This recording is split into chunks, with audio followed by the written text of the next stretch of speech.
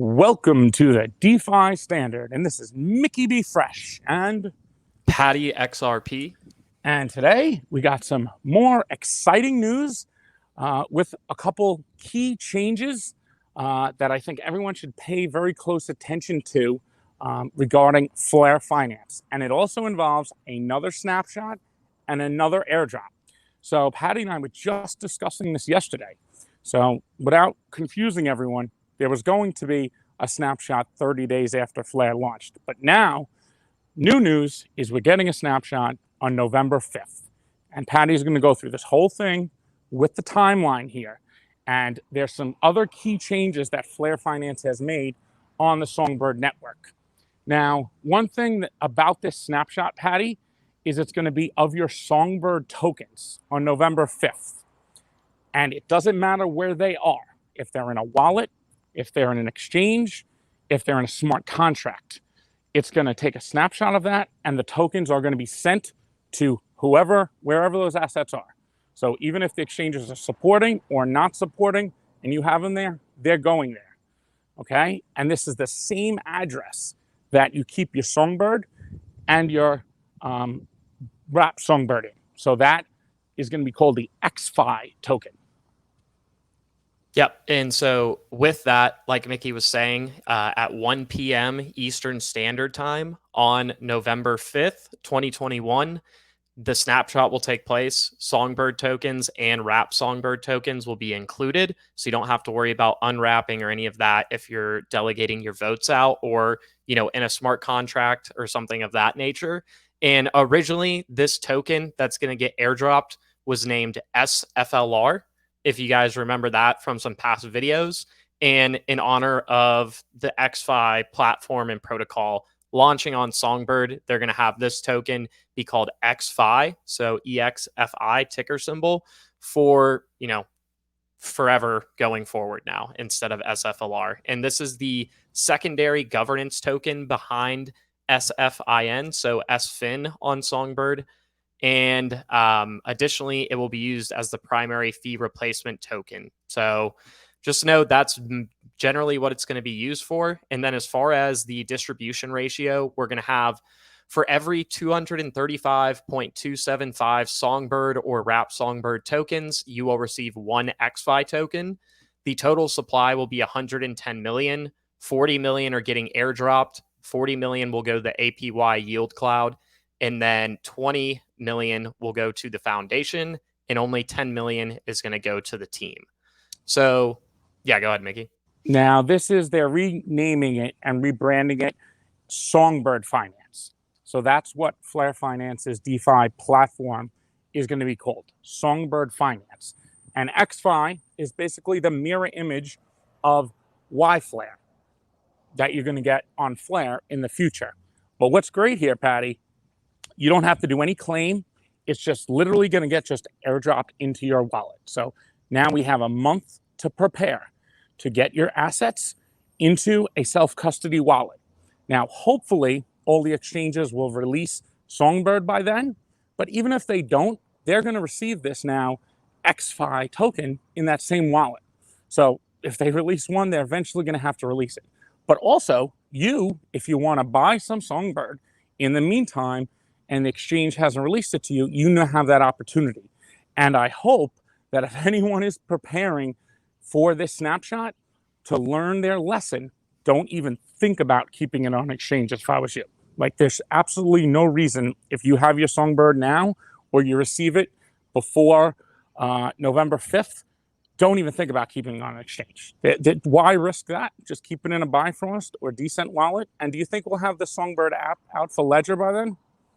It's possible. I don't know about that. So I kind of would focus on either using MetaMask, or Decent or Bifrost at this point for anything related to Songbird. I'm hopeful that there'll be more, Ledger will be more supportive of Flare Network when that comes out. I just have no idea what their plans. What do you mean? They're not a Web3 wallet. So yeah, but they can just at least have the application be on Ledger Live, so where people can see their assets and move them off. But I mean, the most easy to use or at least less hurdles to get over is going to be with MetaMask, Decent, and Bifrost. So, take that for what you will. If you like the ledger that much, you just got to go through some extra steps if they're not going to support it on Ledger Live. But with that, Mickey, so this XFi token, like we said, will be a fee replacement token on Flare X. So let's say you're swapping Songbird to Canary Dollar. Instead of paying one of those assets as the fee, you can just use the XFi token. Additionally, it will have a single token farming pool to earn SFIN when that gets released into the Songbird Finance ecosystem. And then also it will be used as collateral to create Canary Dollars on Flare loans, which can optionally be used to farm more SFIN via the stability pool there. And then moving down, once everything gets released on Songbird Finance, the XFi token will be used to purchase NFTs and participate in auctions on Flare Drop. It will also be able to provide coverage pools and purchase coverage on Flare Mutual, and you'll be able to use it and vote via the Flare governance module and enact change across the Songbird Finance ecosystem. So to participate in governance, you'll have to be in the governance staking pool with either the XFi token or the SFIN token. And just remember, everything we're saying only applies to Songbird Network, not Flare Finance when it launches on Flare. Even though there is some similarities here. Yes. SFIN there's literally going to be no distribution of. The only way you're going to be able to obtain SFIN on Songbird is to liquidity mine it, or through that staking pool if you put XFi in there. But that's going to get you the least. The best way to earn that SFIN token, which I think the supply is only 11,000, right, Patty? Yes. And now this is called liquidity mining, and it's called basically a DAO distribution, right? This is a fair distribution model. So people can only obtain that SFIN token from liquidity mining it or actually staking to get fresh new tokens. The team's not going to get any. I don't believe the foundation even gets any. So this airdrop here now at XFi is pretty fair distribution model. There's no token sales, there's no nothing. And then SFIN, which has a really low supply. And both of this dual token system, they're governance tokens. But what's great is they go in the governance staking pool and they earn yield and they give you governance votes. So what that's going to mean is that's always going to support its value. But Patty, I think it's something to say here is don't expect these tokens to be listed on exchanges right away, right? Yes, absolutely. Especially since it's like DApp tokens and not the main network token. And we've only seen Songbird listed on one exchange at this point. So maybe if it proliferates a lot more or, the value holds up over time, then maybe we see more exchanges like willing to list something like the XFi token or SFIN into the future. And I don't know, maybe Flare Finance, they could get a partnership with BitTrue or something. So it's possible we could see that again, but we'll just have to wait on any announcements from them on that. But to be honest, it's really not, that's something not I'm really focused on. These tokens that when you receive this XFi token and when you earn SFIN, we don't need these on the exchanges. Everything that you're going to want to do with these tokens could be done right there on the Songbird Finance on top of the Songbird Network. You're going to have liquidity pools there. You're going to be able to swap from the XFi to Canary Dollar, which is a USD. You're going to be able to stake your XFi tokens. You're going to be able to stake your SFIN tokens. And you're going to be able to do everything that you need to there to earn and be able to take advantage of it. So this is what we were talking about yesterday. I'm just going to go through it quickly. Mindset has to be changing right now.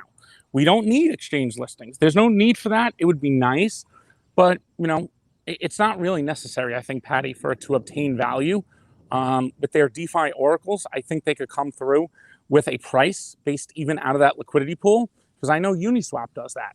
So that's just something to keep in mind. But hey, BitTrue, I think, will support it. Yeah, I'd be surprised if they didn't, honestly, especially since they're getting into the XRP Ledger like trust line airdrop game now. This is, a pretty big project that's going to launch on Flare, and they're launching first on the Songbird Network. So I think that'll be pretty appealing. But to get into the timeline here, Mickey, so I'm expecting, based on Flare Finance putting out some stuff, that they're going to launch experimental finance Possibly, by Friday or early next week. It seems like they're waiting for volatility in the Songbird token to die down some. So, probably next week sometime, I think would have given it enough time to kind of fizzle out, but we'll have to see. If they have to hold off longer, then they have to do that.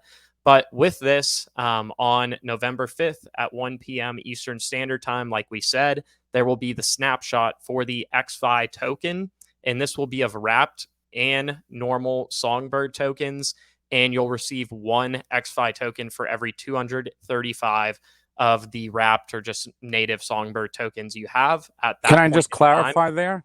If you're delegated to a signal provider, will you receive Songbird? Yes, I mean, XFi. yes, you'll receive ExFi. It's a Okay. wrapped Songbird, so All right. also you're delegating a detachable vote, not the Mhm. actual token. So always keep that in mind. And then by 11/8, so November 8th, all of the XFi will be airdropped by this date. And then following that, we'll have what they call XFi Gamma starting up in the version 2 launch. And also SFIN token distribution will be activated. This will take place from November 9th to November 15th. So this will be new things launching on XFi aside from the stuff we've covered in the past that will be there at the beginning. So kind of launching out more of their modules and product suite. Then after the 15th through the 18th, they will release all 3 of their audits, which is from Trail of Bits, Halborn, and I think Certic is the other one. Yeah, Uh, Certec. I yeah. think 2 So are internal, and Halliburton is like the big one. They're like one of the most premier security audit firms, and they're one of the most expensive in the whole industry. And I believe they're going to be the one doing the security as a service as well. Well, yeah. And so with that, they're releasing these audits in anticipation of Flare Network launching and Flare Finance going live on Flare Network. Also, releasing them a little later will allow them to make changes during this time and have the security audits reflect any kind of new changes that may happen leading up to the Flare Finance launch. Finally, on November 18th, they will rebrand Experimental Finance to Songbird Finance, kind of mirroring Flare Finance over on the Flare network. All of the modules will be launched by now, including the NFT module, Flare Mutual, and a couple of the other ones they mentioned in the blog. So that's kind of the timeline we're looking at. So this also means that it seems like if they keep the 63, 64-day timeline of DFLR being released on XFi for participating in that platform, there will be some overlap for when SFIN is able to start being earned and DFLR is still being earned. So just realize that unless they change kind of the distribution dates for that, but that's what it looks like right now. So they didn't mention it in that blog, but we're still going to be able to earn the DFlare, like they said in the previous blogs, on XFi/Songbird Finance, right? Even Yes, with yeah. these new tokens coming. All right, so this is 2 new airdrops now we're going to receive here. Songbird and XFi. 2 tokens we never even were promised. We had no idea we were getting these when the snapshot for Spark was announced. We didn't even know we were getting DFlare. But now we're getting 2 of the 4 airdrops for these 2 networks. So I think we really should be grateful here and pressure the exchanges. But now do not leave your tokens on the exchange. Don't ask exchanges to support them. Just put them in the Bifrost wallet. Hopefully your tokens will be released by that time. But we have an opportunity now to participate. So like if a bear market comes or something like that, Patty, this network is not really going to be affected by that stuff because this is on-chain utility and it's a new network and we have very limited supply and it's based on participation rate and utilization. So I don't think there's going to be that much impact from a bear market. I think if anything, there could be more activity on something like this Canary network. And I'm not saying there's going to be tremendous value, but they're partnered with one of the biggest market makers, Wintermute, and they have one of the premier DeFi regulated custodians in Hex Trust. So Flare Finance has some really good partnerships on the back end, and they also had some decent funding somehow to pay for these security audits. Because Patty and I were talking earlier, these are not cheap to do these security audits. They're a couple $100,000 each. So it makes us feel secure that they're going through this triple security audit, and then with the security as a service, even on a Canary network. So I think we should be grateful that we have this opportunity right now, and we're going to be able to earn our rewards and get this new ExFi token that will then allow us to liquidity mine a very low supply SFIN, which could be worth a lot of money in the long-term future. And on top of that, it gets us ready for Flare, because that's really what the I think the prize is. There'll be value on XFi, Patty. You and I have debated how much value we think it's going to be compared to Flare, but there's no doubt it's going to have value. But if it does good and it's successful, it's only going to make Flare even more valuable in the future. So I think everyone should really try to participate. If you take $20, $30, whatever you do, I think you should participate, start wrapping your Songbird tokens, and try to stay away from staring at the exchanges and prices of Songbird, unless you're trying to buy in or sell out. All right. So with that, we'll get into the other thing we wanted to cover today, which is this big time announcement from Ripple. So basically, here's their website. They say, bring your NFTs to life on the XRP Ledger, a $250 million fund for creators, agencies, and marketplaces. So Mickey, this is something that's been a trend over, I'd say, maybe the past 6 months with Ripple. We know that they're working on a new NFT standard for the XRP Ledger. We also know that they invested in Mintable, that has partners like Mark Cuban, Ashton Kutcher, Mila Kunis, so some pretty famous people. And Mark Cuban certainly has done for himself pretty well in business. And then also on top of that, when they issued a bunch of their grants, I believe last week, several of them were to NFT projects and also to a metaverse project. So it seems like Ripple's putting a lot of focus on NFTs at this point, and $250 million is nothing to scoff at. And $250 million. Yeah, Ooh. I mean, think about it. They're in a really dogfight of a case with the SEC, and they're throwing around $250 million to develop NFTs. So very interesting. Kind of going more into this though. So basically, they're talking about a tokenized future that will transform the way people buy, sell, and manage all kinds of assets is quickly becoming a reality today. Their creator fund is committing the $250 million to enable creators and their partners to kickstart their participation in this exciting new era. And so additionally with this, some of their partners are Mintable, as we just mentioned, Mint NFT, and VSA partners. And then going down further, some of the key features of the fund will be technical support to integrate with the XRPL and build best-in-class NFT experiences, co-marketing and creative agency support for NFT creation and promotion, and then access to XRP Ledger marketplace partners that provide seamless NFT experiences for both creators and developers. So pretty big, Mickey, pretty big. I think it gets underrated when people hear XRP and Ripple talking about NFTs. If you've looked through the standard that they put out, not that initial We'd Say Win standard, that was just to get the idea out there. If you look through that recent standard that Nick Bougalas and David Schwartz put through, it is intense. I mean, I think it has so much metadata capabilities on the back end that they're adding. I mean, this is the biggest overhaul in the history of the ledger. They're adding 2 new objects, and I think then an object transaction or something else to do with an object. And what this is going to do is, remember, XRP Ledger has the DEX built into it. So it's possible that we could see some of these things trading on there or trading on synthetic order books off of there. So I think the DEX, I've always said this for a while now, and I've gotten a few arguments with Twitter with some famous people. The DEX is the premier unique feature that the XRP Ledger has that only Stellar has. None of these other networks have that, and they're going to utilize that. And now with hooks and federated sidechains, but you got to think Forte with NFTs, and also it's not just digital art here. So I think Ripple has a plan with these NFTs to take it to the next level. I think we could see identity even tied in with NFT. I think we could see letters of credit. I think we could see different types of financial products.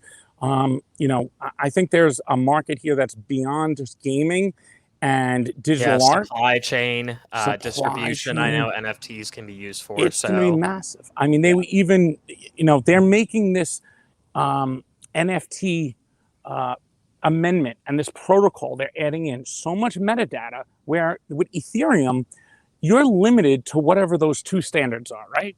ERC 721, 1155. They're set. That's all you got here. Now with the XRP Ledger, you're free. They're able to add so much metadata in the back end, and you have a marketplace there, and then you have inner ledger, and you're able to create a new marketplace. And I think that's one of the problems with Ethereum is OpenSea and Rarible kind of, are not the ideal solutions long term. And I think using the XRP Ledger DEX, I'm not saying they're going to trade right on the DEX, but you're going to have liquidity to source there to go through different types of assets. I think tokenization of real estate, Patty, is big with NFTs. We saw Proppy go live. We see, what's the other project that's launching? Elysion? Yes, aesthetes. Yeah, so they're doing the phygital, so physical to digital art. So basically, real world art pieces that are fractionalized, and you'll be able to, buy fractional ownership in real world artwork, and it'll have like a curation fund and people that take care of it. So it's more of like an investment type thing. It seems like maybe you can buy a whole one and kind of have it delivered to you. That could be an option. But just to add also onto that is, adding in DeFi with NFTs, because we know we're going to get that XRP Ledger side chains coming out. Probably, I imagine that probably really gets up and going like end of the year, summer. Yeah. So I think the amendment's supposed to go through. Schwartz said this year. All three of them, I think NFT might be the last one. I think it's hooks first, federated sidechains, and then NFTs. So by Q1 2022, all three of those implemented, and we got a whole new XRP Ledger, everybody. Yeah, I mean, it's going to be really exciting, especially when we see how the overlap between Flare and XRP Ledger works with that special two-way bridge they have. There'll be a lot going on soon. So that's what it's called, Solaris.